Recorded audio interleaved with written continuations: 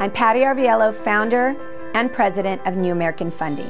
I was born in Downey, California, grew up in Southgate, and my mother is a Mexican immigrant, lived in Boyle Heights. I like to tell this story because she came here for a better life, like all of us. And so I'm really proud to represent a housekeeper's daughter, because that's what she was. My whole life, my mom cleaned my friends that I went to school with houses. And so I kind of like to be that symbolic figure of why Latinos come to this awesome country for the opportunity to have kids like me. So I'm currently the president and founder of New American Funding. We're one of the largest independent mortgage bankers in the country, in the top 20. And we're the largest woman-owned and the largest Latina-owned mortgage company in America. We also represent one of the largest Latina-owned companies in America. So we have 2,500 employees and 140 offices nationwide.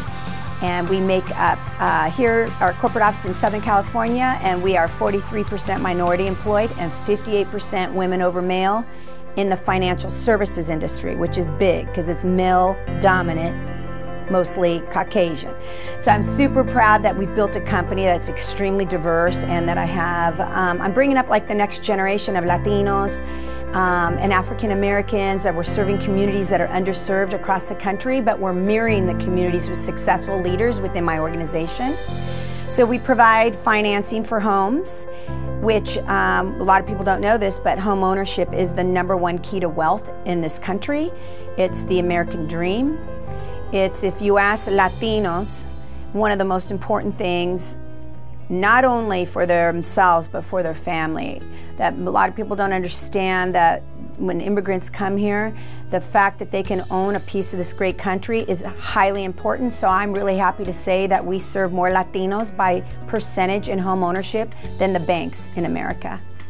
So I was about 18 when I entered my first clerical job in the mortgage industry. And then I just kept looking up. I kept looking up for opportunity, going, who resonates with me? Because it was very difficult. It was mostly male dominant, not very ethnic.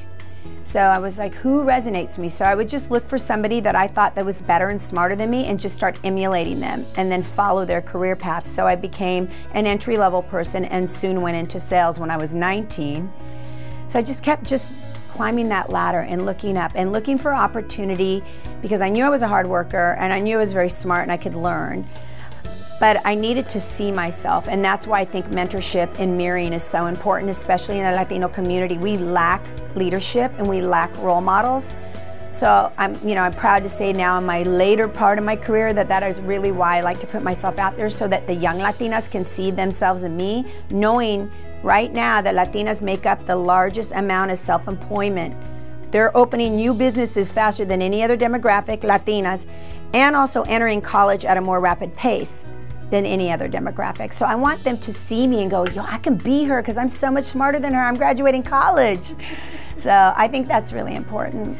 When I think about my role in this industry and being Latina, I always tell everybody that from a very young age, me being different, I just felt really proud about that. I was really happy that I was different, that I was raised in a bilingual household, that I represented a culture that was so beautiful, family foundation, and I just was always proud. Growing a platform, I really did it out of love.